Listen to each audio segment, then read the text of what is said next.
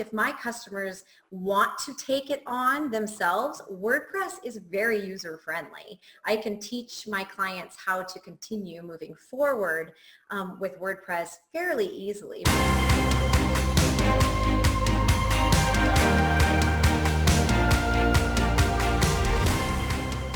Welcome back to For Entrepreneurs by Entrepreneurs. I am Eric Verdi. Joining us this week is Stephanie Hellwig with stephaniehellwig.com. She is a WordPress expert. If you don't know what WordPress is, it is a website software design, pretty much all-in-one functionality that you would need as a small, medium, even large size corporation or business owner. You can build your platform, you can build your website on WordPress. I know here in Frederick, I am the co-founder of ImpactClub.com here in Frederick. I know the headquarters of Impact Club spent about 2 years with their WordPress design team, building out all the functionality that we have on ImpactClubFrederick.com. So you can actually host a very large website. You can have many functionalities on WordPress, or it could be a website for you, website for me, website specific for Stephanie. Where it's very specific to you and your niche. I know that's a long intro, Stephanie, but thank you for joining us today. Thank you for having me. I appreciate being here. Awesome. So before we get into WordPress, give us your backstory. Yeah, so I started out with WordPress kind of in the beginning of WordPress. I was raising my kids and wanted to do something but didn't want to leave the house. So that was kind of the beginning of the online world, and it was perfect for me. It was just an opportune time. And so I started blogging on WordPress. I accidentally started using WordPress. But then as I learned, I realized it's the best content management system to use if you do want to grow. And that's what happened with me is I outgrew what I was blogging about and really found that my passion and what I loved to do was the nitty-gritty of building the website. And so the CSS, the HTML, and so I abandoned my passion project and started building websites for clients. And that's how I got started in WordPress. So, I mean, there's, 1,000 different websites that you can go out there and build. There's the plug and play where you drag and drop, whatever. ClickFunnels is great for lead generation, and that's a plug and play. WordPress is more customizable. Is that correct? So the thing with WordPress, this is what I always tell my clients is, if you're going to start to build something, you're going to put in energy, you're going to put in thought power, you're going to put in money, you might as well start with something that's going to grow with you. And so the thing with WordPress is it is, like you mentioned, it can be as small as you need it, or it can grow as big as, like, say your business, your idea, your passion project, maybe it takes off like crazy. WordPress will grow with you. And so there's power there. And all of that to say that you own it. So if you do these plug and play page builders, drag and drop, hosting platforms that offer all the bells and whistles, what happens is they own you. So if your business takes off, they can change their pricing plans, they can change the way they structure things.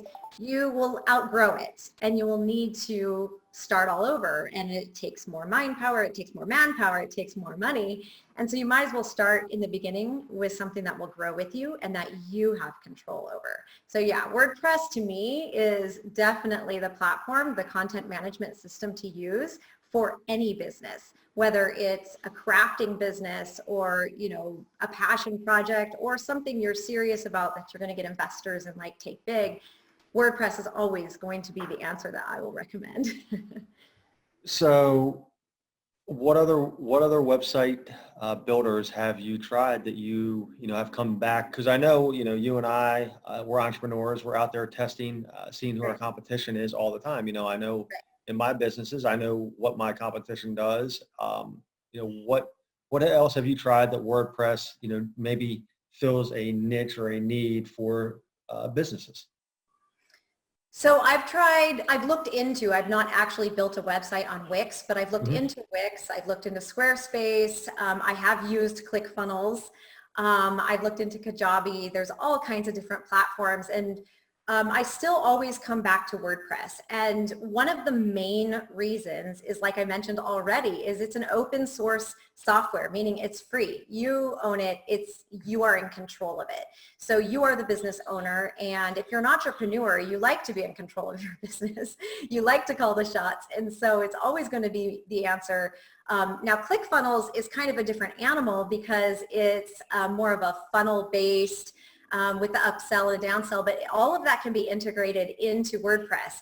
And the thing with ClickFunnels is it is extremely expensive. Mm-hmm. So, and it's their platform. So you're building it on their platform. And so you're very needy to them and what they do with their platform. So still, if you want to maintain control and you want to even control your budget and the costs in your business, WordPress is still the best option.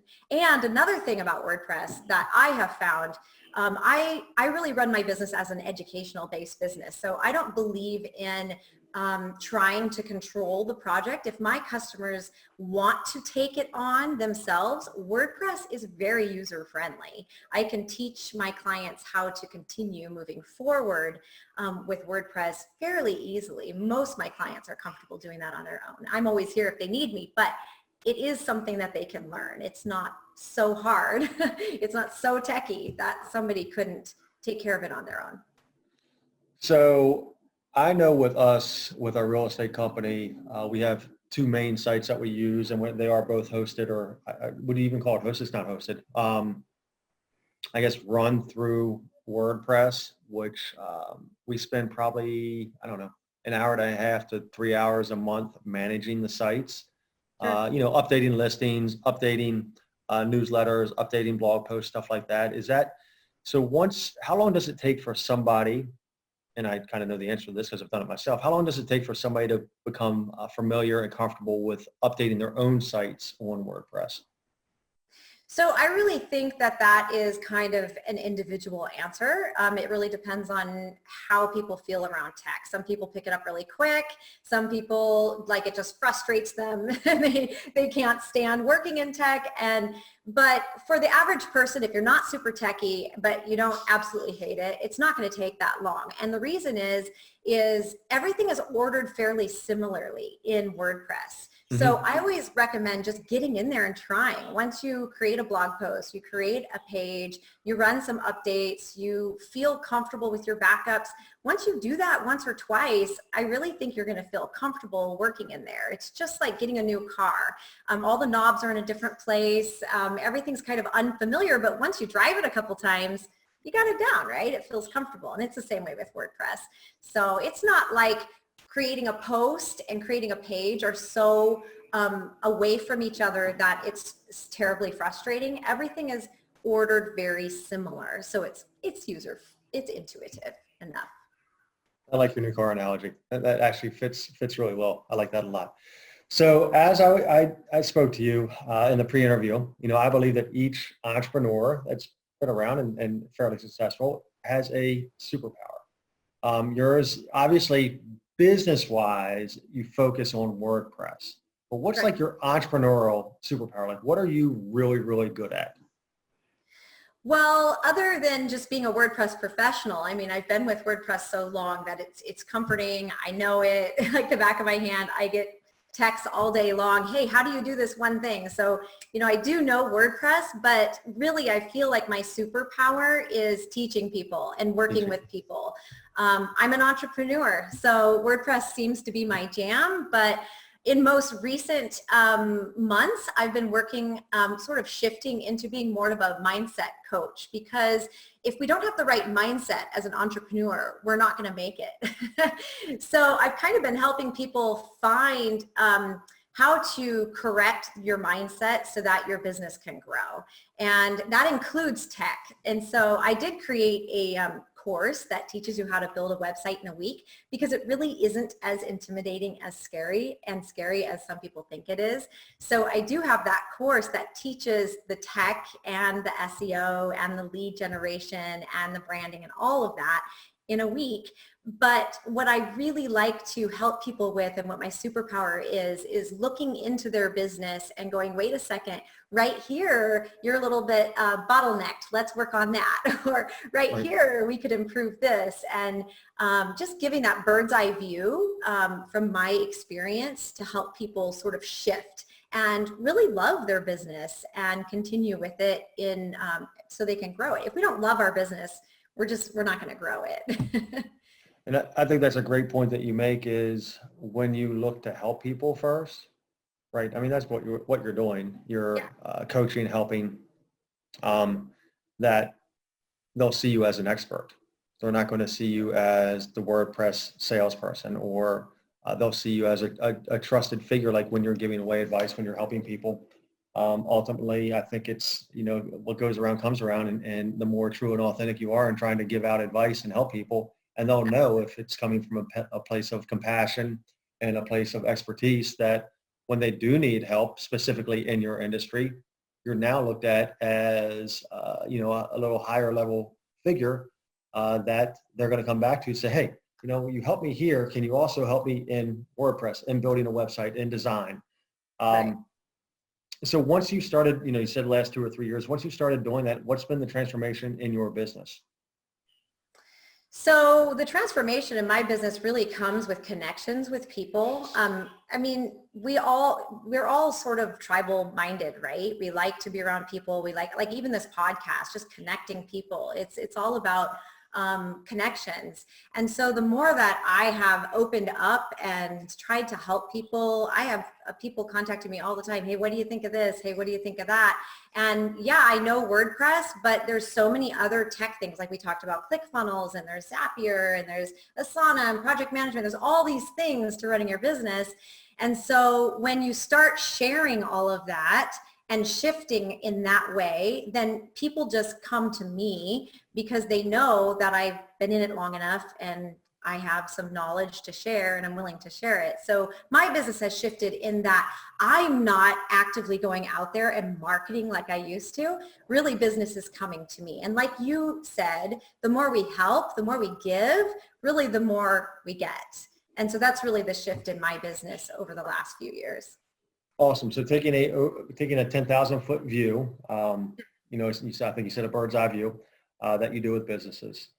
Looking at yourself, if you were to start over, having been WordPress for 10 years and entrepreneurial since basically your entire career, if you were dropped off on a desert island and you wanted to start over from scratch, assuming you have a website, not a website, assuming you have internet, assuming you have a computer, what would you do to restart, rejuvenate, rebrand your business? Okay, so I would do exactly what I did before, but the thing is, before it took me a lot of time. And so we can shortcut this for your listeners here. So I would do exactly what I did, and I would connect with people. So one of the main things that I did is I reached out in Facebook groups. I started watching the questions people were asking. What was the need out there? And so then that helped me formulate, oh, I have a skill here that other people are asking for. I'll just throw some feelers out and see if people need this. And that's called validating an offer. And so that's what I would do, is I would, number one, make connections with people, interact on social media, on Instagram, on Facebook, and reach out to people and make connections, genuine, authentic connections. And that's like a step forward. It'll help you for the next step. It's like a river over rocks, right? The water flows over the rock and it goes one way or the other, and it's the same thing. It'll kind of dictate how you go. And then you validate your offer. And then once you know you have something that somebody else needs, because there's always people that know less than we know, right? So we can always teach what we do know. So once you validate your offer, then the very first thing I would do in a business sense is create branding. So you want to have a personality to your business. You want to have consistent images, consistent voice. You want to create some sort of branding that is consistent and can be consistent every time you interact with anyone online, social media, your website, whatever. Then once you have the branding and you validated the offer, I would build out the website using those two things. You'll now have a voice, you'll now have color scheme, you'll now have fonts, you'll have images, you'll have something to put together into your website. And then, and like I mentioned in my course, you can't just build a website and think business is going to come to you. You still have to create some search engine optimization, on-site, off-site. You have to create a lead magnet and build, grab some cold traffic and warm it up into warm traffic so that when you do pitch your validated offer, you have buyers. So all of that kind of plays together, and there is a step one, but it gets you to where you want to be. And ultimately, I think that's a beautiful blueprint, because when you connect with people, you form relationships with people, either Absolutely. being from a point of peer-to-peer or being from a point of where you talked about being an expert. And really, a teacher, an expert is no more than somebody that, I think I forget who it was. It might have been Russell Brunson, or it might have been somebody else when I was reading. An expert is just somebody that just has read one chapter ahead. Right, exactly. Has read one chapter ahead in the book and can teach that last chapter. That's all really an expert is, that knows more than the audience they're talking to. Right, absolutely. And I do think there is something to personality. So if people resonate with you, they're going to follow you. And so it isn't that I'm really teaching or saying anything any different than the next person, but if somebody follows me, it's because they relate to me, or they like the way that I communicate the information differently than the next person. So there's really nothing new under the sun. I just really would encourage people to take a step forward and start. So what's your class? I'm sorry? Your class that you're teaching, what's your class? Okay, so I have a course, it's called Website in a Week. Mm-hmm. And it teaches people how to take what seems scary and big. And I've had a lot of clients say that they knew what they needed to do, but they were afraid to take the first step because they didn't want to make a mistake, or they didn't want to invest too much time or too much money and do it wrong. So basically, I created this course where I sort of hold your hand and walk you through the process of building a website.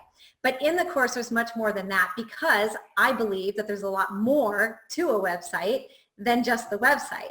So there is a section on branding that helps you figure out who you're speaking to and how you want to speak to them, and then how to put that into your website.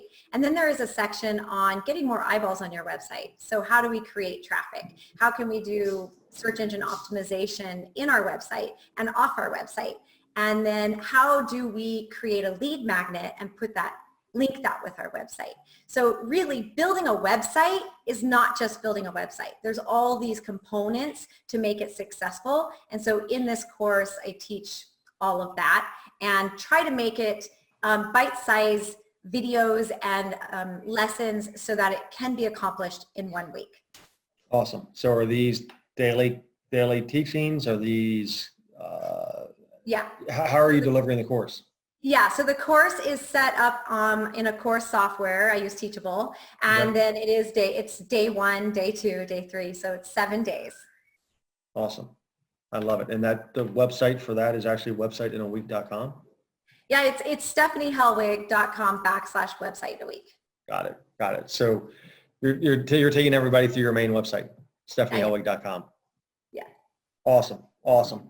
So that's obviously the best place for listeners and viewers to find you, is your website. Are you Facebook, Instagram, LinkedIn, anywhere like that? Yeah, so my website's always the best place, but Instagram is my jam. So that's where I post my kind of behind the scenes and the raw, who I am and what my personality's like. That's where you're going to get to know me. Awesome. Anything else you want to share with our audience about you before we wrap this up? No, not really. I think I covered it. Do you have any questions for me? I think we're good. We talked in the pre-interview. You've got 5 daughters, right? I do. I have 5 beautiful daughters. That's awesome. I don't know how you kept them straight. That's pretty crazy. And what do they range in ages? Yeah. So my oldest is 23 and my youngest is 10. Awesome. So you're in California, right? Yes. So on a personal, are you guys still doing like the virtual online school, or the kids back in school? Yeah, so every district is a little bit different, but it's pretty much all virtual. And I homeschool, so. You do? I've always homeschooled. Well, you said you like to teach, so there you go. That's beautiful.